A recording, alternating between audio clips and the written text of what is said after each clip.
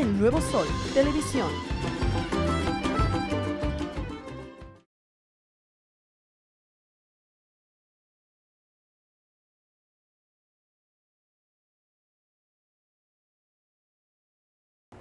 We're averaging anywhere between 400 and 550 clients a month. With the way the economy is, we're dealing with maybe 80 to 100 new clients every month on top of our old ones. January, we did 316 meals on Thursdays. On Fridays, I did 263. February was a slower month. It was 302 and 284 for LA Family Mission. Now March, our Thursday meal went up to 384 meals, and the mission had 286. So we're averaging in the high 300s to 400, sometimes the high 400s.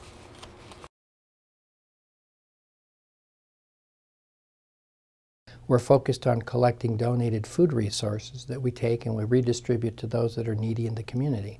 And we do that in a variety of ways. We distribute through rescue missions that are serving not only their shelter guests, but they're also doing outreach to the homeless. And also we have a pantry network of 15 pantries that take food and redistribute it throughout the San Fernando Valley to families that are in crisis.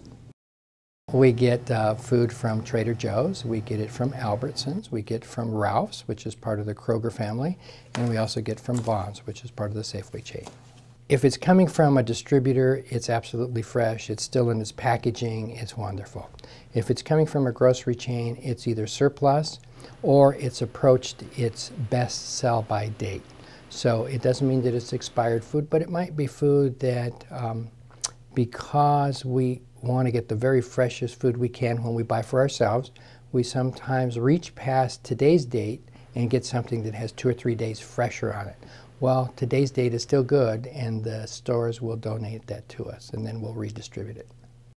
The homeless food, I try to give them as much protein as I possibly can. I give them peanut butter, tuna, Vienna sausages. We give the homeless sandwiches and salads if we're able to get them from the grocery stores. The turkey that we're going to be doing next week is going to be done in the oven. We don't fry anything. We try to gear the food as healthy as we possibly can.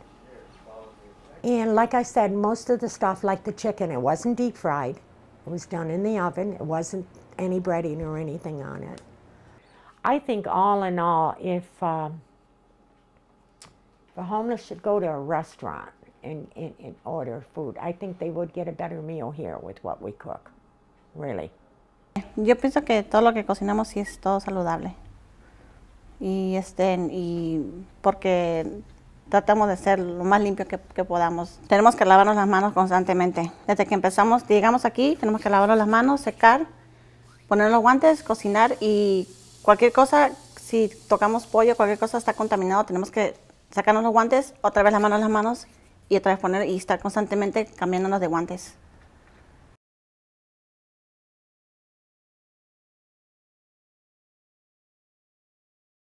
I have to follow all the health department code because I took a class and I'm certified. So we follow all the codes that a restaurant does, and I have to be the same way. We have our temperature log that we have to use because, like I said, we have to follow these health department laws that I went through, and they, you know, expect me to follow everything in case the health department goes. So every time we take certain meats out, we have to, you know, check it, make sure it's the right temperature, because definitely we don't want to get everybody sick. If you do not cook something at the right temperature, we're talking about hundreds or 50 people can get sick over this, and we do not want that to happen in an organization. Obviously, food that's been in the trash, we don't know how long it's been there, even if it was wrapped, let's say, for a while. Food needs to be either at a colder temperature than 41 degrees or a higher temperature than 135 degrees. Anything in between that for even, say, 2 hours risks a lot of bacteria growing on that food. they ingest that food, and that causes foodborne illness. Now, it could be very serious. You know, certain pathogens can be life-threatening. So yes, it's very dangerous for people to be taking food out of the trash.